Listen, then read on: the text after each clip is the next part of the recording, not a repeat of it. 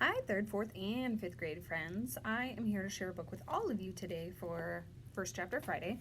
And the reason I'm choosing third, fourth, and fifth grade is because the author of this book is going to come visit us and you on March 12th. So, the day before spring break, we are going to have a visit from James Ponti.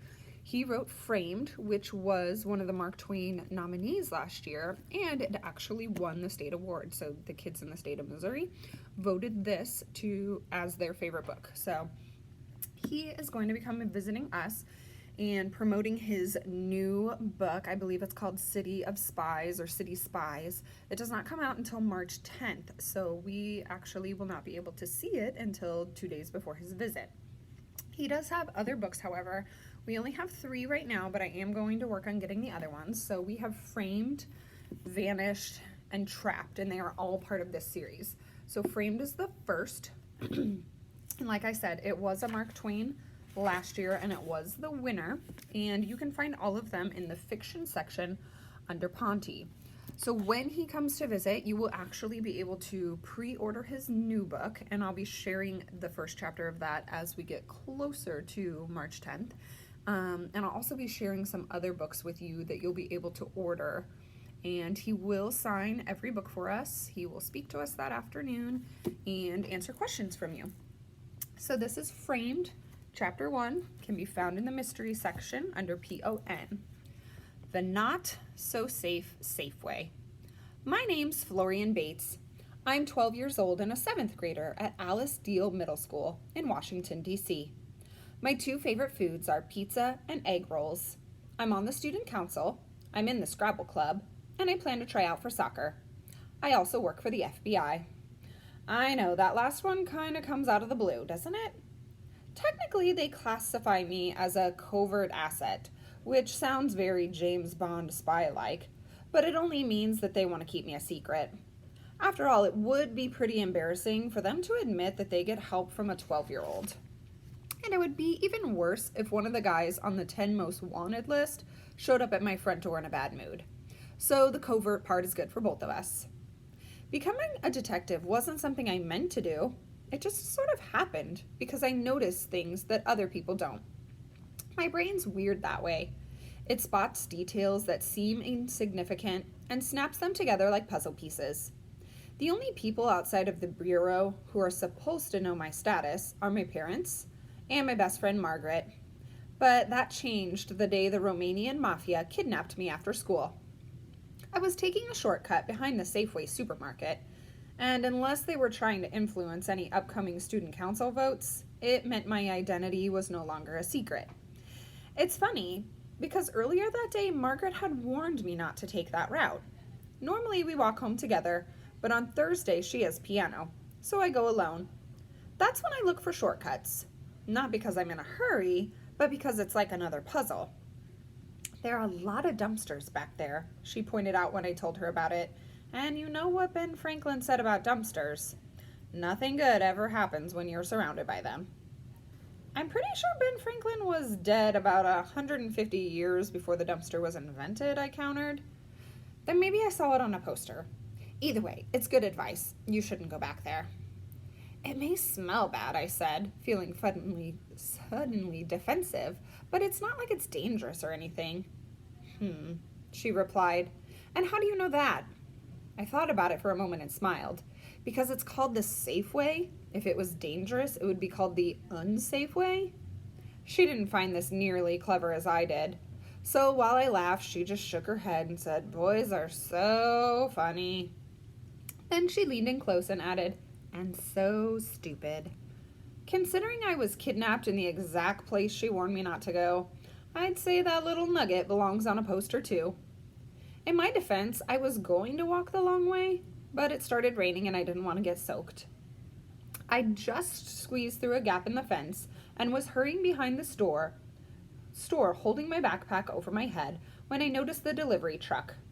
It shouldn't have been parked by the loading dock, but I was too busy worrying about getting wet to pay attention to that. The rain was so hard I could see through its windshield only when the wiper swished across the glass. That's why I didn't notice the driver had gotten out and left the engine running. I figured someone was just sitting inside waiting for the storm to pass. When he stepped out from behind a dumpster, I almost crashed into him, which would have hurt because he was enormous. The sign on the truck said it belonged to a flower shop called the Happy Leprechaun, but this guy was neither. He was about 6'4", 300 pounds, and looked like a professional wrestler, one of the villains. He just stared at me, unconcerned about the rain pelting down his giant bald scalp, and smiled. For a nanosecond, I thought I was letting my imagination run wild. Then I looked down and noticed he wasn't wearing comfortable shoes like a delivery person would. He had on steel-toe work boots, popular among factory workers, bricklayers, and international assassins. I sprinted in the opposite direction, digging around in my backpack as I ran. I was trying to find the panic button the FBI had issued me. All I needed to do was push it twice, and a team of agents would be put on instant alert. Unfortunately, he got to me before I got to it. He tackled me, and we skidded across the wet pavement into a pile of old fruit cartons. At first, I thought I sliced my knee open, but what looked like blood turned out to be rotted strawberries mushed into my jeans. I tried to scramble up onto my feet, but he wrapped his arms around my head and put me in a sleeper hold. Just before I blacked out, I looked at all the dumpsters and told myself that I really should start following Margaret's advice. I don't know how long I was unconscious, but when I woke up, I had a throbbing headache and was lying on the floor of the truck with my feet bound together and my hands tied behind my back. I let out a painful, low moan. Ugh. Feel better if sleep, he said with a thick accent. 20 minutes. For a few seconds, my vision was blurry, but when things came into focus, I saw something beautiful. My backpack. He must have picked it up so no one would find it and come looking for me. That meant I still had a chance to press the panic button. I just needed to distract him long enough to scoot over to it. I'd taken a hostage survival course at Quantico, the FBI training center, but at the time I couldn't imagine anyone wanting to kidnap me, so I didn't pay much attention as I should have. Crazy, stupid, I know, but at least I remembered the basics. Survival step 1, build a rapport with your captor. That was an impressive tackle, I said. Are you a football player? Football is baby sport, he scoffed. Pads, helmets, I play man sport, rugby. Well, I bet you're great at it, I said.